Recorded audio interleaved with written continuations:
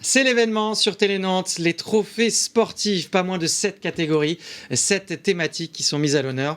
Et chaque jeudi, nous vous présentons les projets nommés. Ce sera votre tour de choisir votre lauréat à partir du 27 octobre. Dernière catégorie aujourd'hui, dans la catégorie sport amateur. Les 3 jeunes nommés sont Hyacinthe Bernard de l'UC Nantes Atlantique, section BMX. Bonjour. Vos 3 mots pour teaser votre talent, votre pratique.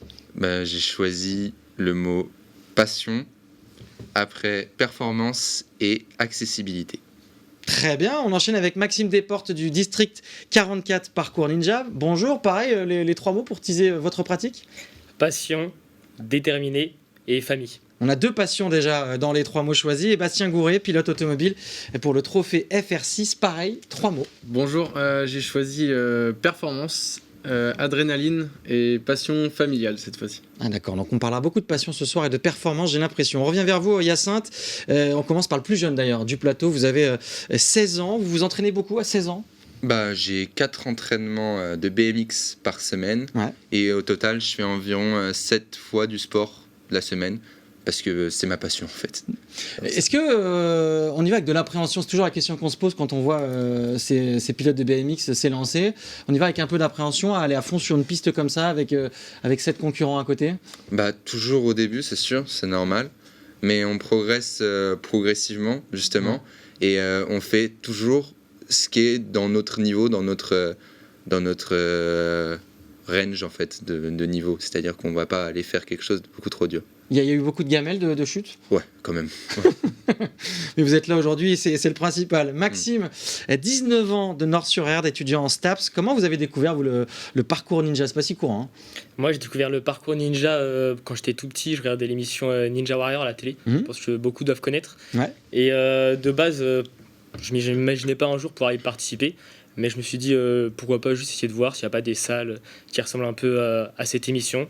Et d'un coup, j'ai trouvé une salle District 44 qui permettait de s'entraîner. Donc je me suis entraîné jusqu'à atteindre un haut niveau et réussir à participer à l'émission, faire des compétitions internationales et tout. Donc, On va y revenir justement. Vous avez commencé à 14 ans. Alors, c'est une course d'obstacles chronométrée où il faut être très complet. Hein. C'est un peu de la gym, c'est de l'escalade, il y a un peu de tout, quoi. Ouais, c'est ça. C'est un peu un mélange entre plusieurs disciplines. Donc moi, souvent, je parle de parcours urbain, d'escalade et de gymnastique. Et c'est un parcours chronométré à faire le plus rapidement possible. Et il faut être hyper fluide sur le parcours. Il faut bien connaître chaque mouvement au millimètre près pour réussir d'être le plus rapide possible. Et gagner des secondes, évidemment. Bastien Gouret, vous avez 21 ans. Vous avez commencé à 18 ans, vous, la course automobile. Alors vous, c'est complètement une histoire de famille. Hein. Votre sœur est votre copilote. Et je crois que votre père aussi avait sa femme comme copilote, c'est ça? Tout à fait, ils en ont fait pendant 30 ans auparavant, donc nous on est depuis tout petit dedans. Et oui, c'est une discipline que je partage avec ma sœur depuis 3 ans. Donc on vit vraiment des belles émotions et la performance est au rendez-vous. Donc on essaye de se mêler aux formules de promotion pour justement se mesurer au haut niveau et pourquoi pas grimper les échelles jusqu'au championnat de France. C'était une obligation quand on est enfant, quand on est gamin d'un pilote de s'y mettre ou Non, pas du tout. J'ai commencé par le foot et du coup j'ai trouvé vraiment ma passion par le sport automobile. J'ai commencé à 12 ans exactement en sprint car et j'ai été champion de l'Ouest en 2019. Et ensuite, j'ai eu l'occasion de faire quelques manches en championnat du monde. Et ensuite, je me suis dirigé vers la discipline familiale, quoi, le rallye. On revient à vous, Hyacinthe. Vous êtes devenu pilote national cette saison. Ça veut dire quoi? Ça veut dire que dans le quart nord-ouest, j'ai réussi à me qualifier en finissant 2e des Challenges France 2025. Et ça veut dire que je peux participer à toutes les compétitions internationales, nationales, surtout nationales d'ailleurs. Mais il y a les championnats d'Europe qui sont accessibles aux pilotes nationaux. Donc voilà. On dit aussi, quand on écoute par exemple vos coachs, que vous êtes un exemple pour les gamins du club. Alors à 16 ans, être un exemple, ça doit faire bizarre un peu, non? Un peu, ouais, j'imagine. Mais c'est aussi parce que j'ai participé en tant que bénévole. J'ai pendant une année coaché les entraînements du mercredi parce que pour une quelconque raison, notre coach ne pouvait pas ce jour-là. Ouais. Et pendant une année, j'ai tenu les entraînements d'1h30.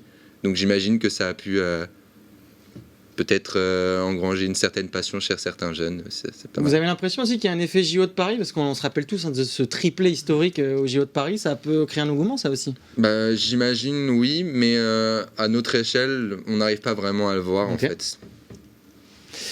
Maxime, vous avez déjà participé à des championnats du monde à 3 reprises, c'est ça? Ouais, c'est ça, 3 reprises. Et alors c'était cette émission télé, parce que forcément c'est ce qui était plus visible.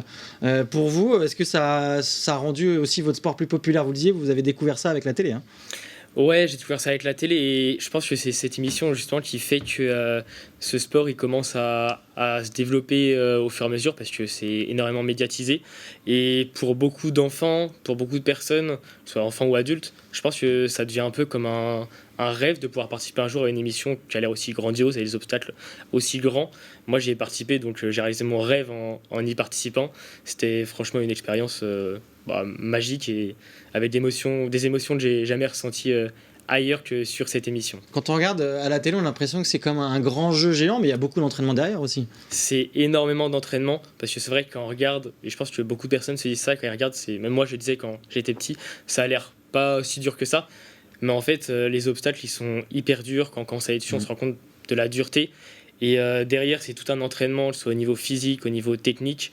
Et heureusement qu'on a des coachs derrière qui nous permettent justement de nous entraîner. Moi-même, maintenant, je suis coach et donc j'essaie d'entraîner au maximum les petits à pouvoir plus tard un jour réaliser leurs rêves et réussir, pourquoi pas, à atteindre cette émission ou atteindre les championnats du monde. Effectivement, vous entraînez également des jeunes. Le samedi, on a des coachs sur le plateau ce soir, en plus d'être des pratiquants de leur sport. On continue avec vous, Bastien. Vous êtes lancé dans le trophée FR6. Il a quoi de particulier ce championnat? Donc c'est un championnat qui a été organisé par la Fédération française du sport automobile cette année. Donc ça consiste en séparer la France en 5, y compris les dom-toms. Et donc là je participe à la zone nord-ouest. Donc ça sert aussi à rapprocher les épreuves de notre ville et aussi viser les partenaires locaux. Donc Oui, parce qu'il faut du budget, je suppose, pour le sport automobile. exactement, ouais, c'est un budget cette année qui a représenté 25 000 euros. Ouais. Donc il faut réussir à fédérer des partenaires, chose qui n'est pas vraiment simple cette année et les autres années. Donc on continue notre recherche et donc j'ai participé à 6 manches de ce championnat où je termine à la 2e position. Donc, finale pour vous à Lisieux à partir du 17 octobre. Exactement, là, ce week-end. Donc c'est vraiment l'échéance qui arrive. J'ai fait au mieux pour me préparer et Pas trop de forcément... pression, ça va? Va falloir mettre de l'engagement, mais on est prêt pour ça. C'est pour ça qu'on a fait ce trophée. Et surtout, à la clé, en fait, c'est le vainqueur de ce trophée remportera 4 manches en Stellantis Rally Cup, donc en championnat de France l'année prochaine. Donc, ce qui représente une valeur de 80 000 euros la saison. Donc c'est pour ça qu'on s'est engagé dans cette formule de promotion. Merci à tous les trois. On va passer à la dernière rubrique de l'émission. Il va falloir vous adresser aux téléspectateurs et tenter de les convaincre de voter pour vous, que vous méritez plus que n'importe qui d'autre ce trophée. On va commencer avec vous, Hyacinthe. Vous avez 15-20 secondes. Bah alors moi j'aimerais bien, c'est un projet quand même qui pourrait donner un peu de visibilité, notamment pour rencontrer le problème des infrastructures extrêmement coûteuses du BMX, comme ça nécessite des grands espaces de pistes. Maxime, on enchaîne à 15-20 secondes pour également dire pourquoi il faut voter pour vous. Pour finir, moi j'aimerais surtout rappeler les valeurs de mon club qui sont la famille, parce qu'on est une très grande famille et les ninjas c'est une très grande famille. Et le dépassement de soi, je pense que c'est un sport qui permet vraiment de se dépasser et de réussir à aider la plupart des gens à accomplir leurs rêves, comme moi, tous les enfants. Je suis sûr qu'il y en a plein qui veulent absolument participer à cette émission Ninja Warrior ou à d'autres émissions comme ça, donc n'hésitez pas à nous rejoindre. Bastien, on termine avec vous, on parlait de famille, hein, ça vous parle? Ouais. 15-20 secondes pour terminer. C'est soutenir un jeune pilote et surtout un jeune équipage. Moi, ce que je veux surtout démocratiser, c'est le fait qu'on a beaucoup de jeunes talents en France au niveau du pilotage. Et donc, je veux leur prouver que c'est possible. Et derrière une famille qui me soutient, évidemment, ça aide. Et donc, je veux surtout poursuivre mon rêve depuis tout petit. Merci. C'est de devenir pilote professionnel. Merci beaucoup à tous les trois. On vous souhaite bonne chance pour les trophées sportifs.